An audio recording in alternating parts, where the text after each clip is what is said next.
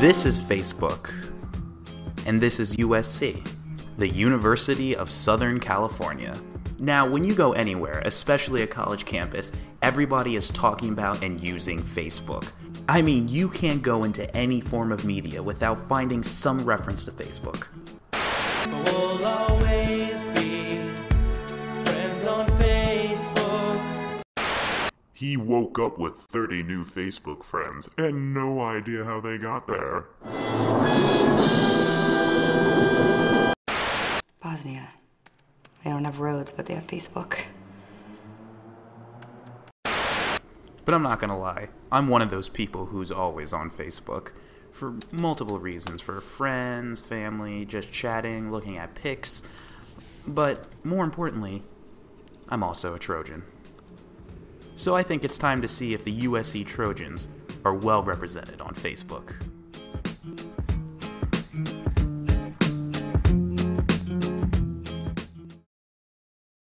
Okay, so to get started, I found two different USC pages, the official and the unofficial Facebook USC pages. We're going to talk about engagement. Here's a comparison of who visits each page. Obviously, more people visit the unofficial page because it comes up quicker than the official Facebook page. But then we get to likes. Everybody is liking on Facebook. You see the university you go to? They push the like button. And people tend to be liking the actual official USC page. Probably because it has the most information. We'll get to that later. Engagement also has to do with talking about. Talking about really includes if anybody really writes the words University of California or USC in their status updates or in their messages. Basically, if you mention it, it shows up on the USC page. So when you talk about USC, it tends to show up on the official page. But if you closely look at the numbers, it's still a little bit less than people liking it. But like I said with engagement, it's all about what is being added to the page and who is adding it. Right here, the graph is simple. It either says, yes, you are free to post whatever you want, or no, you aren't free.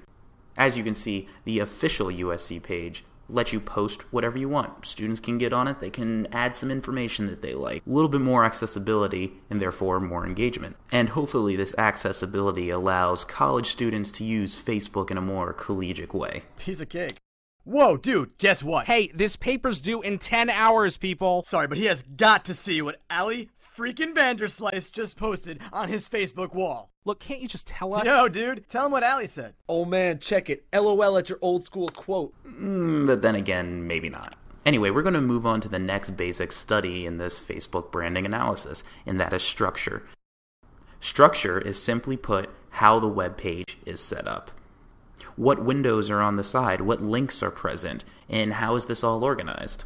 Well, as far as how that's organized, Facebook has that covered. If you've ever been on a Facebook page, you've always seen this on the side. Right here on the side is your basic wall where you write your posts, your info, your pictures, and any other social networking link. What are each of these pages doing to connect to other sites? I mean, look at the official and unofficial Facebook USC pages. This basically counts the amount of links on each of these pages. Now, clearly, the official page has way more links on it than the unofficial page. You don't even need a number. But for the sake of this presentation, yeah, I know, and this doesn't even include the links on the left-hand side. Let's look beyond the actual University of Southern California pages and see what other pages are going on inside the school.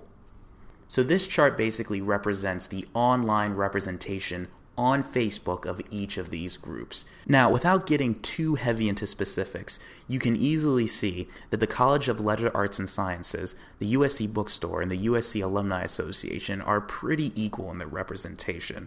But the Facebook page for the athletic division is huge in representation. I mean, it's all about the football, right? And the new USC Phi Sigma Theta, it's a new page, so it's a little bit lower. Maybe it'll get there. And this chart shows the red stands for informative links or Facebook pages or basic facts that lead to either outside sources or other pages on Facebook. The blue stands for any link to a social networking site. And as you can see, the links to USC pages and basic facts are a little more abundant than the social networking sites. Wait a minute, hold on. This is the University of Southern California. we're talking about everything else. What about the academics? I mean, what about the School of Cinematic Arts or the Annenberg School for Communication? This is a school after all, so let's see the academics on Facebook. So I'm going to take Cinematic Arts, Communication, and Marshall Business School as an example. So let's look at the data that I found for all of these. The blue stands for likes and the green stand for visits. Now, here comes the shocking part, so I hope I have your attention. You have part of my attention. You have the minimum amount. Really? Interesting, because I think you would like to know that the red stands for talked about. That's right, talked about.